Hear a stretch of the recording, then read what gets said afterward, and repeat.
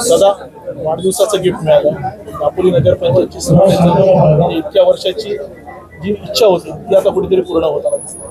नाही, नक्कीच मागच्या नगरपंचायतच्या निवडणुकांमध्ये उद्धवजींनी आणि आदित्यजींनी जो दापोली तालुक्यावरच्या शिवसैनिकांवरती अन्याय केला होता, फक्त सुडाच्या राजकारणापोटी रामदास भाई राजकारणातून संपले पाहिजेत, तसं योगेश कदम पण संपला पाहिजे या हेतूने सगळी यंत्रणा निवडणुकीची ज्या उमेदवाराला मी पराभूत केलं होतं त्या राष्ट्रवादीच्या पराभूत उमेदवाराला सगळी यंत्रणा दिली.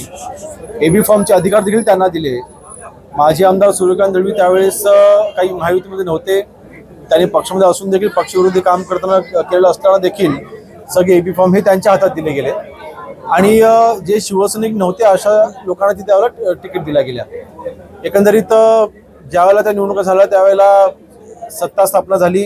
ती काय शिवसेनेची सत्ता शिवसेनेचे नगराध्यक्ष बसले असं आजही म्हणता येणार नाही, कारण शेवटी विचाराने कोणी शिवसैनिक नव्हते.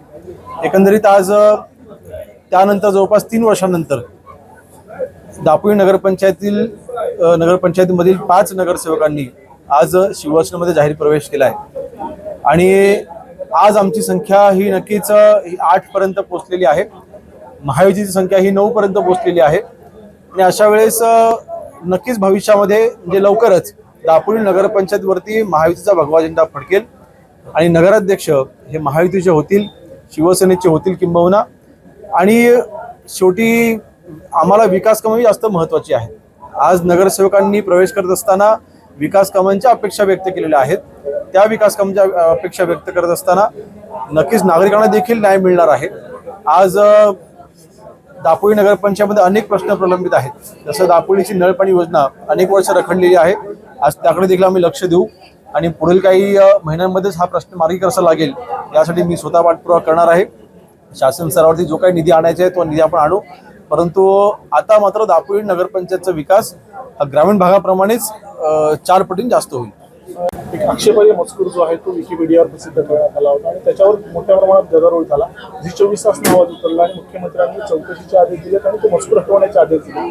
काय सांगाल सगळ्या प्रकरणात? नाही बघा, छत्रपती संभाजी महाराज हे छत्रपती शिवाजी महाराजांसारखेच आमच्यासाठी दैवत आहेत आणि आमच्या दैवताला कोणी चुकीचे शब्द उद्गारत असेल तर मात्र आज मी जरी मंत्री असलो तरी त्या शिवसैनिक म्हणून सांगतोय त्या व्यक्तीला मात्र धडा शिकवला जाईल आणि महाराजांच्या बाबतीमध्ये कुठलंही वक्तव्य, कुठलंही चुकीचं वक्तव्य हे आम्ही सहन करणार नाही. आज गृहराज्यमंत्री म्हणून देखील नक्कीच या बाबतीतली सगळी चौकशी तर मुख्यमंत्र्यांनी आदेश दिलेलेच आहेत, मजकूर तर काढला गेलेलाच आहे, परंतु अशी कृत्य करण्याची हिंमत भविष्यामध्ये होणार नाही याची दक्षता देखील आम्ही घेऊ. नाही, महाराष्ट्रामध्ये लवकरच नवीन वाळूचं धोरण येत आहे. महसूल मंत्री सन्माननीय बावनकुळे साहेब आणि आम्ही सगळ्यांनी एकत्र मिळून वाळूच्या बाबतीमध्ये एक नवीन धोरण तयार केलेलं आहे. ते लवकरच अंमलामध्ये येईल आणि त्याच्यामध्ये अतिशय चांगली सुसूत्रता ही वाळूच्या धोरणाची आपण नवीन आखतोय, जेणेकरून हा त्रास तो नक्कीच आम्हाला त्याची जाणीव आहे. पण हा तात्पुरता आहे, थोडे दिवस अजून कळ काढा.